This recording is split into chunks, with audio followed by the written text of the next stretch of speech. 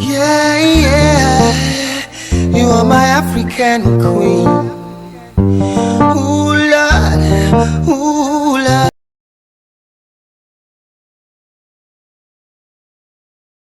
All right, ladies and gentlemen, and our esteemed viewers out there, good morning, and welcome to today's show on Heart to Heart with JAT.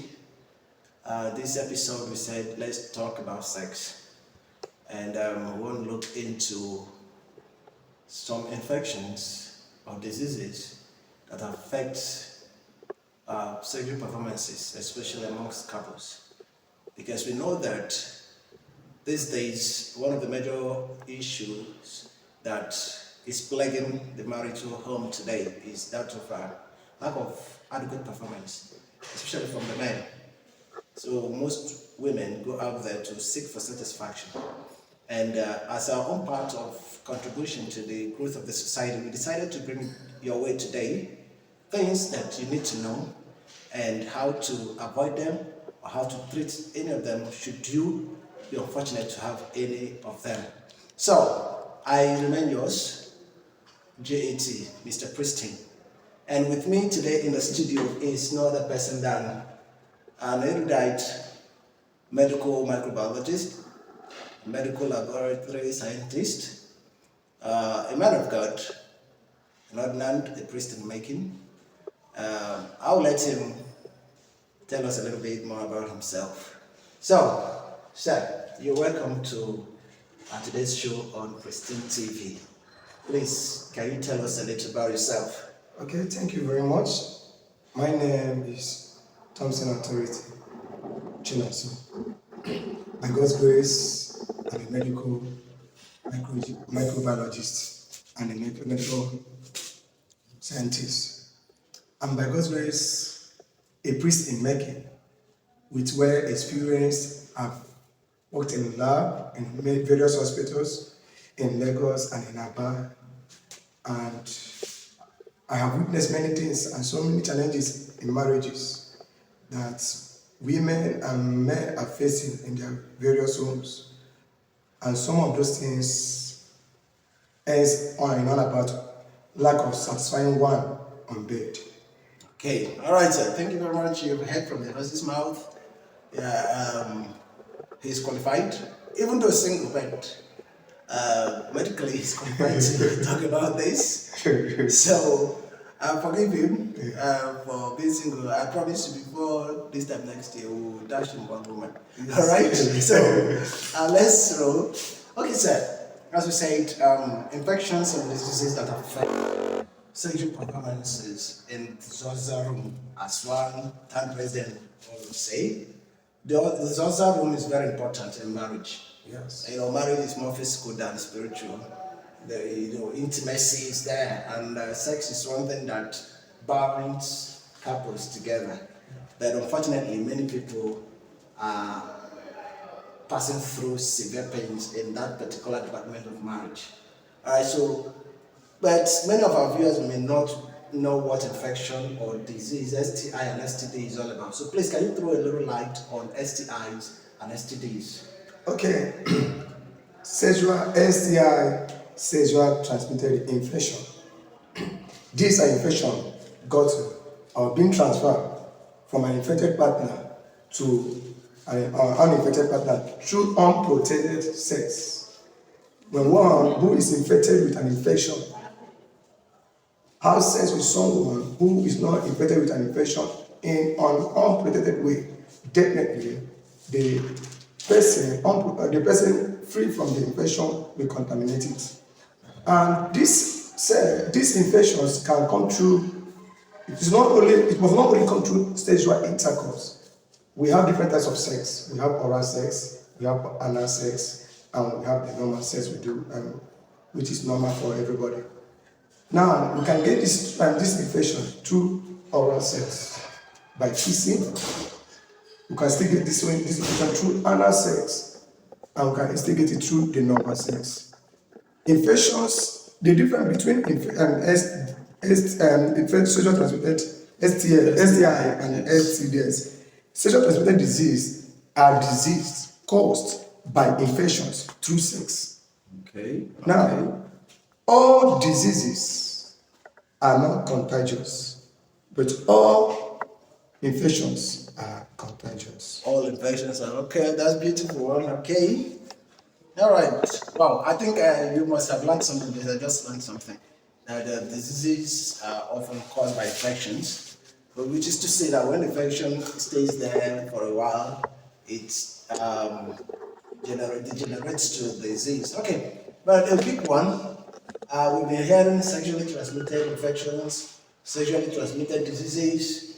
Can you give us some instances of this? Okay, we have examples of diseases or infections that can be contaminated or can be infected through sex. One of them is sickness. This is the most rampant, and gonorrhea. These are the most rampant sickness in sex today because the organisms, the microorganisms causing them are almost living with us on a daily basis.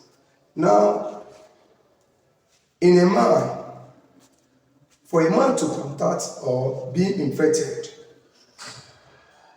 the person, 90% of infected men got their infection through women. 90% of infected men got their infection through women. God has designed a man in a way that for him to contact infection, it will be hard. Women are open to infection. They can contact it even without sex.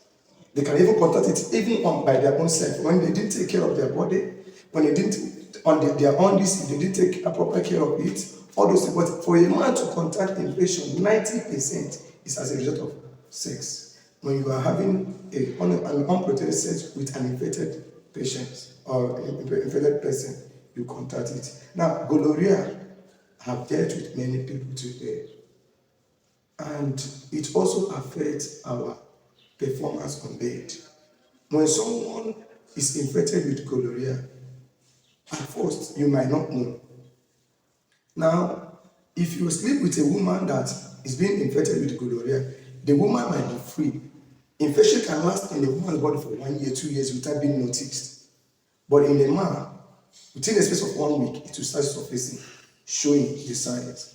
Now, if you didn't take care of yourself when the disease is being contaminated, it affects your sexual performance when you get married. Some of these problems or impotency men are suffering today is as a result of disease or infection got to when they were in youth and they refuse to treat it properly. So by so doing, these things accumulate and cause damages to our organs, especially our testosterone, which is the main thing that triggers sex in a man. When a man's testosterone is low, the urge for sex will be low. Okay, beautiful. So, you're trying to say now from what you just said is that what you're trying to say now is that low sex libido can be caused by infections and diseases. Yes. Right, and that is the major thing that causes those things. Low sex libido, watery sperm, unhealthy sperm that even though you ejaculate, but you cannot be able to impregnate a woman. What kind of diseases or infections can cause? Just highlight some of them so that our audience will know and then know what to do. All infection can cause all this if not taken care of on time. All infection, especially gonorrhea and syphilis, I still highlight on these two because they are the most deadly infection man can suffer. They can even chop up man's organ if it's not dictated on time and taken care of. Now there are some things men do. At the time we start hiding ourselves. We start hiding ourselves because those diseases are not something that it's so irritating when you see it physically. Because the organ of the man must be affected. And everything about the man, urination, painful urination, headache, fever, some are the genital organs. Then sometimes you see the person frequently urinating. Now these are the signs of it, and offensive odor coming out from the private part. When you start noticing an offensive odor from a man, I'm talking now on a man. Now, when you start noticing an offensive odor, that means it has lasted for long. Okay. The early stage of it will start showing you itches on your private parts, bringing out sores. Then, at that point, you go for what test we call culturing to know the particular infection that is involved. Now, low libido performance, low sperm counts, also known as impotency. I think there is also, I can also call it, there is close to impotency. It's not only infection that causes all these things. Now, when one drink, smoke, it also affects one's sperm. Our sperm is a cell that is alive. Now, when one takes much alcohol and smoke, it kills the sperm rates. Now, it is scientifically proved for a healthy sperm, you count from 6 million above, 3 to 6 million above. Now, if a man's sperm cannot rate to that level, it means that the person is having low sperm count. But the good news is that it can be built for a low sperm count. Okay. Now, if it's being caused as a result of alcohol, smoking, or infection, first you treat the infection thoroughly. The infection must be treated thoroughly.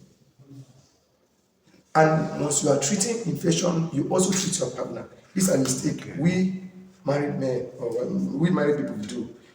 When we are treating infection, we treat only ourselves without treating our partner. So, whatever you are treating infection, as long as you are a married person, or as long as you are a married person, your partner must be treated as well. Okay. Because in one way or the other, the person might, like I said earlier, a woman can have infection and it can last in a woman's body for 3 months, 4 months, 1 year without being noticed. But a man is just 1 week to 2 weeks, it will start showing. And because of the way God programmed the women's body. Okay, thank you very much, sir. That is a beautiful one. I believe you have got that actually, that as you're treating yourself, treat your partner. And secondly, it's not all about infections or diseases. Your lifestyle, drinking habit, smoking habit can also cause impotency or sterility. All right, then we have come to know that there is an inoculation stage, especially in the body of the women. It can be for months, years without showing any sign. All right, thank you very much for that. And I believe you heard him when he gave us one way out: go for culturing or test to know what is happening. I really thank you, sir, for giving us some tidbits on both the signs and symptoms and how to get about it. But finally, before we draw the curtain on these STIs and STDs, you had earlier said that these STI and STDs, of course, they are sexually transmitted, as the name implies. Man, both male and female, is wired sexually. Now, how can one avoid? In your field, you tell us that prevention is better than cure. So how can one, in this generation of moral decadence, run away from all these STIs and STDs? Okay, thank you very much. The cleanliness is next to what? Godliness.